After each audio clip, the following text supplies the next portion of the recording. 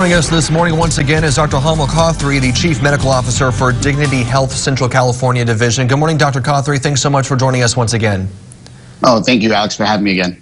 So let's talk a little bit of some positive news that came from the University of Washington, the IHME, I should say, and it shows that the curve for California, at least, looks to be coming sooner, but it looks to be smaller than anticipated. I want to show our viewers what that curve looks like, and of course this is coming from IHME from the University of Washington, and you can see the curve right there.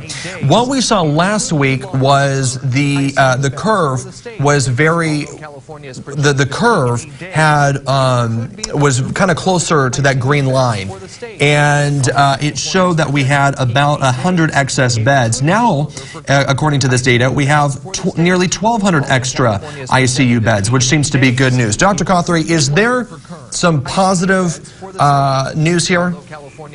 Yes, absolutely. You know, and this just goes to show us, you know, we've been pushing that social distancing, and it seems like it's working. And that's how you flatten that curve. You know, the more we practice that, the flatter that curve is going to be. So I think this is actually some of the benefits of what we've been doing over the last few weeks, and we're seeing that now.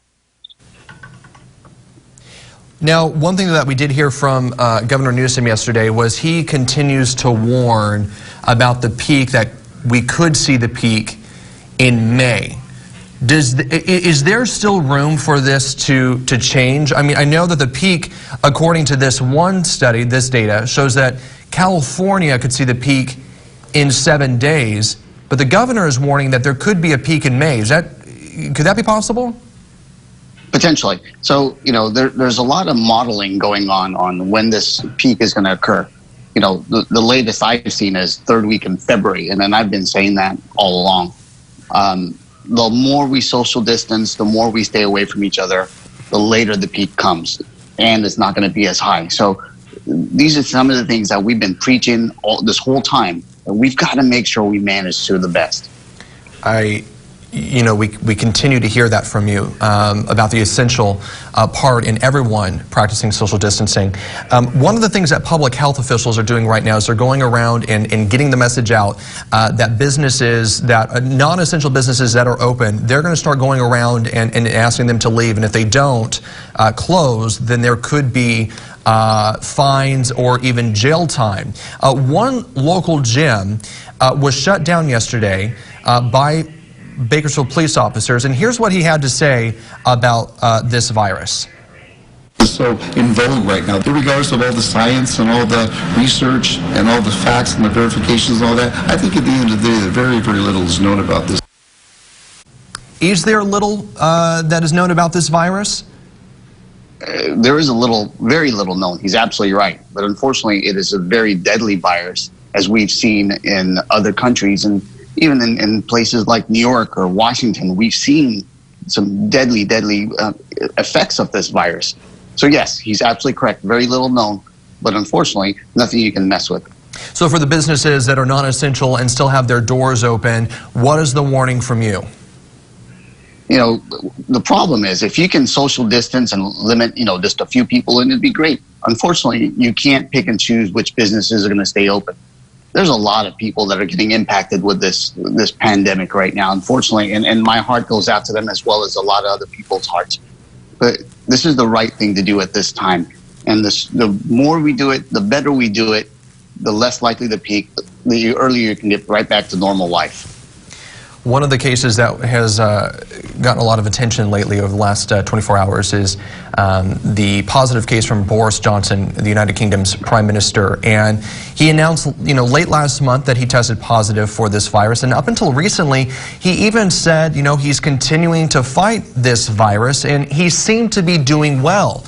And then all of a sudden, it's like things kind of took a turn for the worse, and now he's in ICU. Now, we do know that he is stable. But he took that turn for the worse and now is in ICU. I've heard this similar pattern in several cases, Dr. Kothary. Is it common for people to take this turn for the worse within a matter, it seems like within a matter of days? You know, and we've seen this over and over in our hospitals as well. These patients come in and they seem pretty stable. we watch them, and then within a matter of hours, they take a turn for the worst. And we don't know why. We don't know what's happening. And what I've noticed is this thing takes more of a turn at night for some reason. People get their symptoms worse at night. So I don't know if it's the temperature drop that lets this virus, do what it needs to do during the evening hours. I don't exactly know the science behind it, but I'm sure there is. But that's what we've seen, and we see this quite often. Now, the concern, though, is that we hear from so many people on various levels of government and health officials saying, if you have mild symptoms of coronavirus, don't get tested yet. Go to the hospital when things become more severe. But the concern, or the question that I have is, if that message is out there, is it going to be too late for some people? As long as you're living close enough to a hospital, we're ready. If you come in via ambulance, we're ready. The EMS people know how to take care of you. If you have, basically this is a lung condition. So any other lung condition we take care of as well in a critical manner. So everyone's ready. So I wish we could test everybody. I wish we had the ability to. We just don't at this time.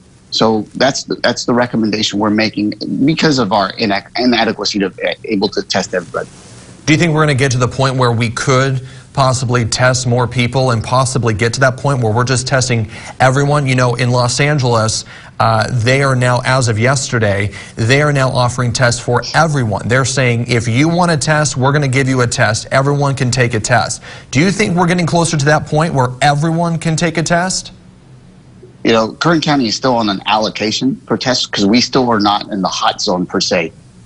I would like to see that happen. I think that's the right thing to do. If we can test everyone, all the positives, we can go ahead and self-quarantine them and everyone else can be out and about. But as of right now, Kern County does not have the ability to do that. I hope we do in the near future.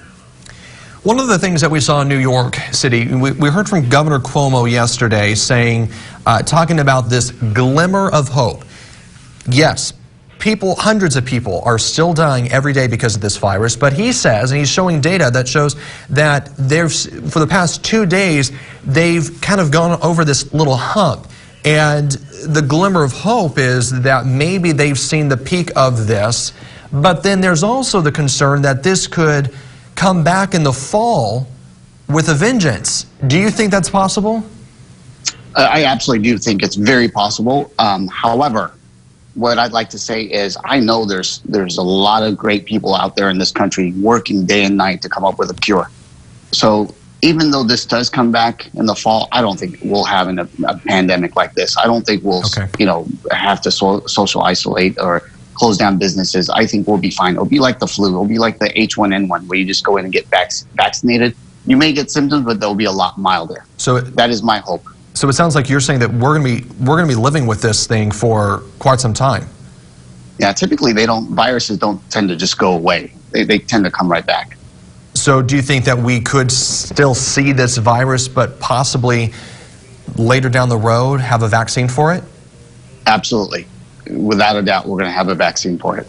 All right, Dr. Kothary, thanks so much for joining us virtually this morning to give us an update on the coronavirus crisis here in Kern County.